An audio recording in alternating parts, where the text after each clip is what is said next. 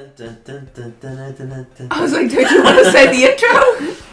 No. Hi guys, that's Shen here with Lag. Say hi, Lag. Hi, I'm Lag. I say lag things. I do lag things. Yes, no, hello guys. We're here with another Yu-Gi-Oh review. Yep, it's in the heart of the cards. It's time to put down your money because it's magic, and that stuff's expensive. We're here with Lag doing, what's it called? Ravnica. Is it just Ravnica? Guilds of Ravnica. Guilds of Ravnica, which is like the third time we're coming back to visit Ravnica, so the new set. So, Lag, take it away. So the first thing that I want to say is that the box is really pretty. It's a really nice yellow. It's still really good yellow. And it doesn't, it's like, I don't like ones that are too artworky because I like the solid color. It's just images of like the city. Yeah, so it's just kind of like the city in its color, which is fine. But it's a very pretty yellow. Yeah, so Guilds of Ravnica is, come back to Ravnica and, the 10 guilds or whatever that live in Ravnica are kind of fighting, but mostly just 5 of them because I guess they didn't want to make 10. I mean, you'll have to forgive us for our lack of knowledge. I don't know anything about the past Ravnica, and I only just read this booklet today. And I really just didn't care about them, apart from one of the guilds that dealt with counters, which I think is part of the 5 that comes in the next. Yeah, I was gonna say I couldn't tell you if one of these was that. Yeah, but I think it's Demir or something. Basically, Demir is in this one. Yeah, it's blue, black. The one I think of is green something, but green white. Green white is the Selesnya Conclave in this one. Oh, it's one of the, it's they do a few. No. It's all like the off-colored ones. Like you have the prime color ones here, and then you have the off-color ones later on. Yeah, fair enough. But it basically the one I liked is one that was like, oh, spawn this many counters on this many creatures, and then move with these counters all over the place. Yeah. So the really basic storyline is that they're fighting because Jace got lost. Jace is having fun on Pirate Island. And Jace was kind of keeping the truce, but kind of not. He was kind of magically imbued with keeping the peace rather than actually keeping it himself. Whatever, I don't know. But yes, the 5 that we have here are House Demir, which is blue and black. The Azet League, which is red and white, I believe. No, red and blue. I lied. Yeah, I hate Azet. It's the most annoying. I thought some of it was actually kind of interesting. Then we have green and black, which is the Golgari Swarm. The white and red for the Boros Legion. And the Selesnya. I don't know how you pronounce it. I'm going to go Selesnya. And just ignore the Y. Selesnya Conclave, which is white and green. And they kind of come off as the weak one in this. I think my one's the green-blue. Green and blue? That's the one I'm thinking of. Well, couldn't even tell you about this one. I think I like Boris when they first come out. I like the Boris. There was some interesting white cards, but Boris kind of got a little bit of a weak deal in this, I think. I think because they got a strong deal in the last one they had was Assemble a Legion where you place it down every turn, put a token on the card and spawn put a counter on the card and spawn a 1/1 token equals another counters on that card. And you have 4 of them, and you're like, oh look, I have 4, then I have 8, then I have 16. Yeah, I just feel like blue gets a really good deal a lot of the time, and I don't know if that's just It's because everyone hates on blue. It's because blue is dicks. Yeah. Yeah. Anyway, so House Demir, blue-black, deals, I have a new ability called Surveil. And I'm not sure how to pronounce that either, because it's kind of like reveal, but not reveal. Surveil, like survey and reveal. Or sliver. Sliveil. Yeah, that's it now. No. Surveil, and you get to look at the top card, and you can either place it in the graveyard or just put it back. So that's kind of like a stinker version of. Yeah, I was gonna say it seemed like it was a little bit well, you can kind of do a bit of that anyway. What's that mechanic? The one that I had in my commander deck? I forgot what it's called. The one where you look at the top card and you can go to the bottom of your library or the top of your deck. I do not remember. It's not just Scry, is it?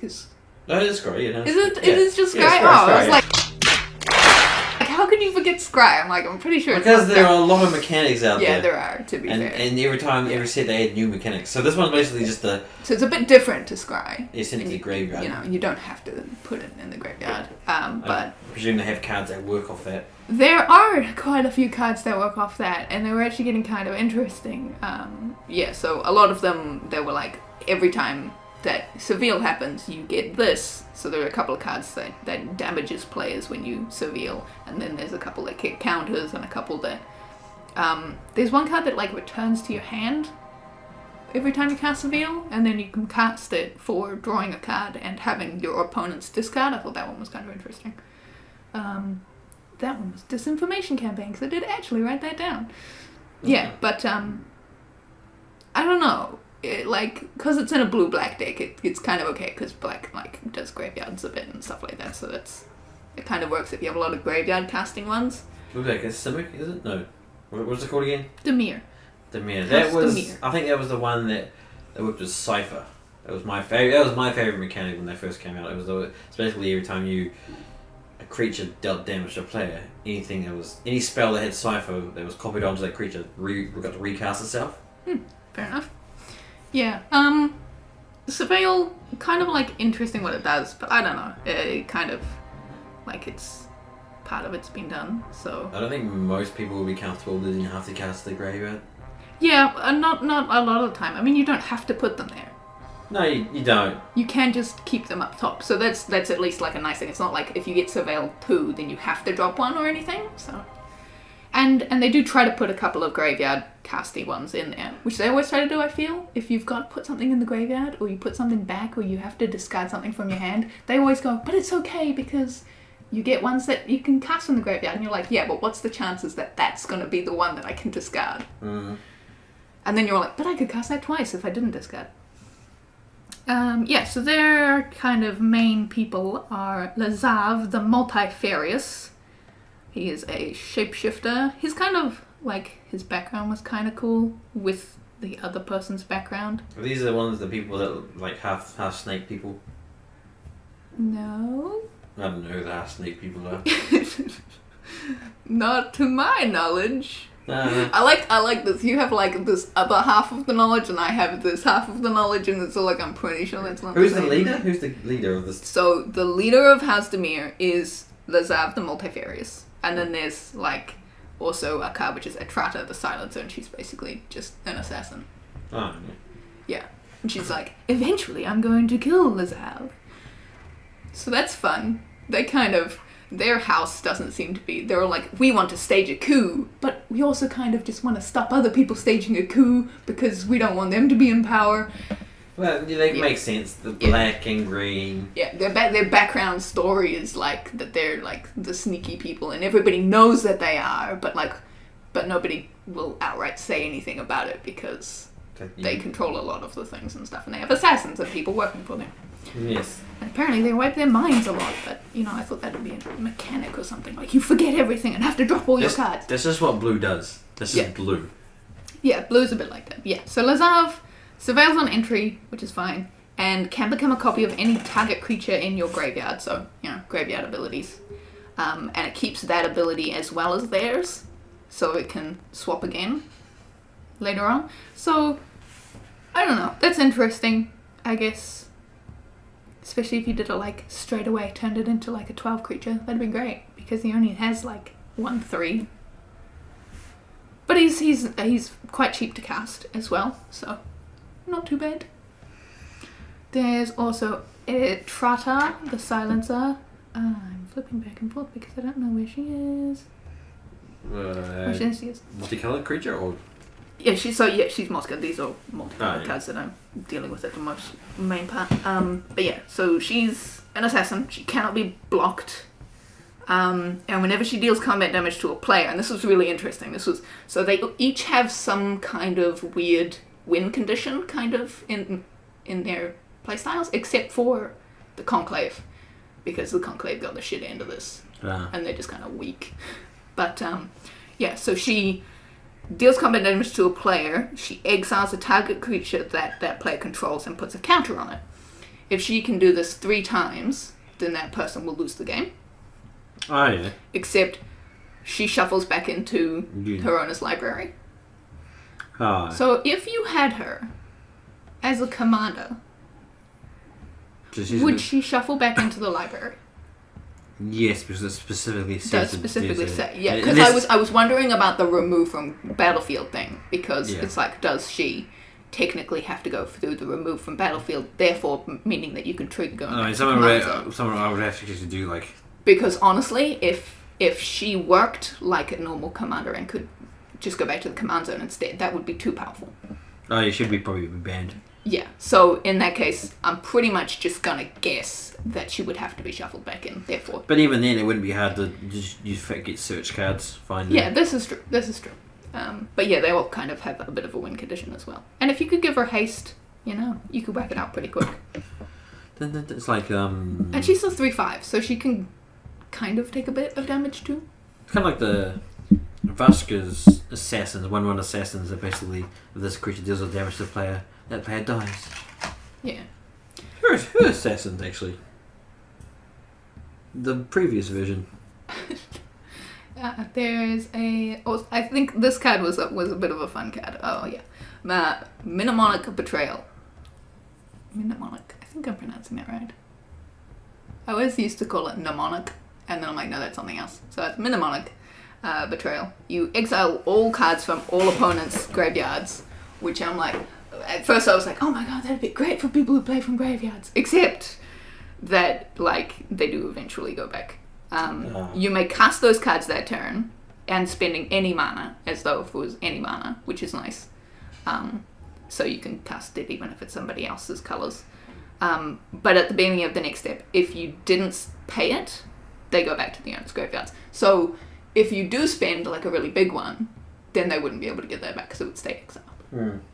But yeah, I thought that was just kind of interesting.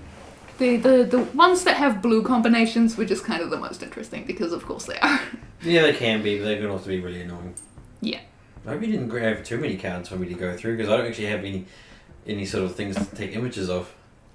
You could technically just take images of this. I don't take an image of. I would have to probably track it down online. I can look at how which ones you have, but again, this is a very small deck. I don't think you have very many of these. No. That's fine. I'll just go over them quickly. You won't even need to do it. It's not a matter of quickly. It's a matter of numbers. Shh, Are we still in the same guild? Do you want me to just? No, I'm just like, are we still on the green? What is it? Green? The blue-black. Blue-black. Yeah. Blue-black. But okay, just one more. All right. Two more. I do have to say the second one. I wasn't going to say the second one, but the first one, Thief of Sanity. It's a creature. It's just a 2/2. It has flying. Whenever it deals combat damage to a player, you look at the top 3 of their library, exile 1, and you graveyard the others. And as long as the exiled card is exiled, you can look at it and cast it with, again, any mana, which is just a nice mechanic. Which I just found like, I would do that and just keep it there and just be like, hey, you don't even know what it is because you can't look at it. Which one is it? This one here. Yeah.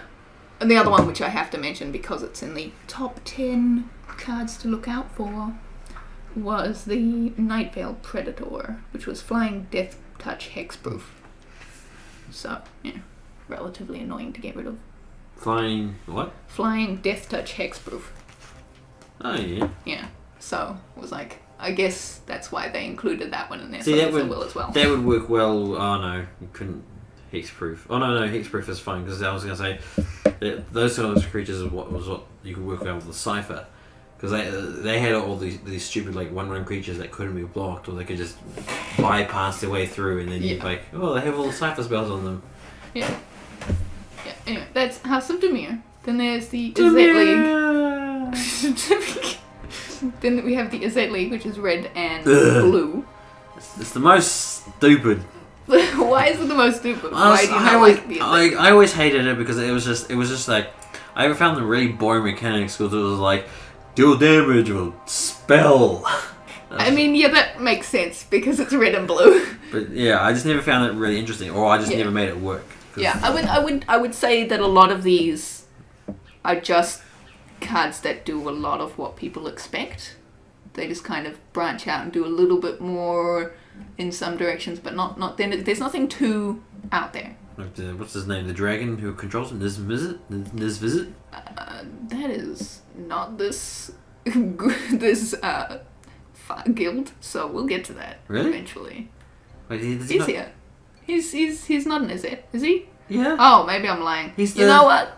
He's the red blue dragon. dragon. I'm lying because he's literally right there on my piece of paper. I was gonna say, I thought he was the third one. I had it in my mind. How could he not be there? He's the actual guild leader. He is here. Yeah. Oh. I don't know if he is the guild leader. Yeah. He's the guild. He is. Then why is Ral the interesting one? Because. Oh yeah, Ral's a planeswalker. That's why. Yeah. Yeah. So the Azet League gets the ability to like jumpstart. So it's casting spells from the graveyard by also discarding a card in addition. It's not a breakthrough ability. It's kind of fine. It's whatever. So if a card has or the breakthrough requires you to discard something. Yeah. So if it has a jumpstart, you just need to discard something to also cast it. So I hope it's worth like losing a card from your hand and. Yeah, a lot of the cards with jumpstart were boring, and I don't think I included any of them. Do they also have like additional costs, or was it just discard a card to? No, it was as well as their normal cost. Yeah, I don't like that. So like it would kind of work if you had to chuck away cards, but then you just have to chuck away more cards. So I don't know, not that great, I guess. I mean, you can cast it twice. Yeah, but you can cast. Yeah, but yeah, it's fine. It's whatever. Obviously, it does a lot with. Casting instants and sorceries, lots of damage, lots of fuckery with the blue cards. That's like the main go-to. Yeah, I mean that's pretty much red and blue in a fucking nutshell, right? Yeah. Even I know that. Yeah. So we have the. I just have to keep flipping through the book. The Planeswalker Ral Azet Viceroy. Yeah. Again, I think I'm pronouncing that correctly. It might be Viceroy actually. It might be Vicar like. Whatever. I don't know. I just called him Ral of the many turns. Fair enough. But that was his ultimate. His last version was like flip 5 coins for every head you get an extra turn. I was just like, yeah. What? That's such a random. I'd be great at that. I'm really good. At most people, random chance. Most people wouldn't let you get that far. That's fair. But you could do it after a double decision because you'd be like, oh look, Ral comes down on his ultimate. Yeah. Yeah. So Ral's +1 ability looks at the top 2 cards of your library, put one onto your hand and one into your graveyard. I mean, again, just throwing away more cards, I guess. Yeah, I mean, hopefully there's enough cards. It's only up like a +1. I know you get a card, but you're throwing away a card, which can be useful. But like, you shouldn't have a deck where half of your cards you don't want to come up most of the time, right? Unless you want them in the graveyard for. Yeah, unless you wanted them in the graveyard. But again, yeah, you'd have to have a pretty decent build. So and I'm not saying that these people can't make them. Oversaturate your deck with land. Yeah, so much land. No. The first minus ability, -3. It deals damage to target creature equal to the total number of instant sorcery cards that are in your exile or your graveyard. See, that makes sense. So they have a few graveyard cards like that. They do a couple other ones, I think. One of which I do involve playing. There's also a creature that gets stronger depending on what you have in your graveyard as well. So they did have a few graveyard mechanics. Mostly based around how many instants and sorceries are in there. But it's fine, because you're going to have a lot. The -8 big ability is you get an emblem with whenever you cast an instant or sorcery spell, the emblem deals 4 damage to any target and you draw 2 cards. Okay. Which sounds pretty good. How do emblems work? Can you destroy emblems? No, emblems are permanent. So. I did not think so. Yeah, I was reading this going, I can't remember how emblems work. Yeah, I'm pretty sure they're permanent. Yeah, they are. Because nothing says destroy an emblem. Yeah, they are not anything. They're not permanents, they're not spells, they're not things. They're just abilities that kick off and you can't get rid of them. Yeah, pretty much. Which is nice. Yeah, he starts off at 5, and you're doing a +1, so he can get up there kind of quickly. But how much does his ultimate cost? 8. So if you had doubling season or something ridiculous, he comes down on 10 ultimate, and you can probably power him up and do an ultimate again. That'd be fun. If you had doubling season, do they come in with double the tokens? Yeah. They come in with double tokens. It used to. And then you can instantly use one of their abilities too. That's how I run my Super Friends. Mm. But it used to be, because it's really weird, because doubling season and all in cards like that are specifically worded to say anytime you would put a counter on it, you put double the amount of counters on it. So it used to be really obvious. Well, every time you use a loyalty ability, you just put. Yeah. See, that's why I'm like, well, it sounds like you wouldn't do it. Yeah, but it was not with their starting. It was specifically answered in the question. It was like, no, they don't do that. They just come in with double the numbers. So I was like, oh, okay. That seems like it could be broken, but I mean, clearly, if it's not banned or a really magic-wide thing now, then maybe it's not that broken. I mean, it's not easy to pull off, but... I mean, true, as soon as you kind of put down, everybody would be like, nah, we're not having that. Yeah, especially if they know what your deck is. Yeah. So, and then we have Nizmazet Perun. Yes, the dragon that I did not think was in this. Thank you. Yes, there's a third incarnation of Nizmazet. Yes, so he can't be counted when he comes in. Spell can't be counted, so he just gets to count. That's the blue side coming out. Yeah, he has flying, obviously. Whenever you draw a card... That's the dragon side, the flying. Yeah, that would be the dragon, indeed. Whenever you draw a card, he deals 1 damage to any target. That's the red side. That's the red side. Okay, what's this then? Whenever a player casts an instant or sorcery spell, you draw a card. That's blue. That's just another blue side there. Yeah. So that's kind of both. That is kind of both, because I didn't hear it.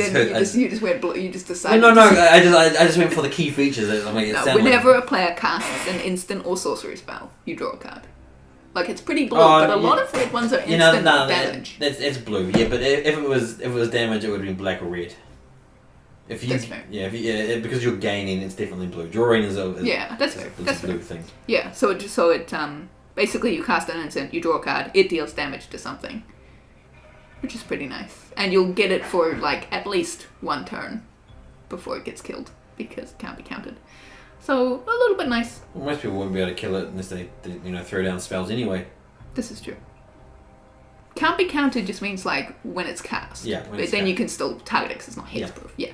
I was pretty sure on that one. Oh, you're much better than this. I like that one. I do like that one. Yeah. Yeah. That one sounds relatively fun. Especially with one of the other ones that's coming up. But before we get to that, I just wanted to point out.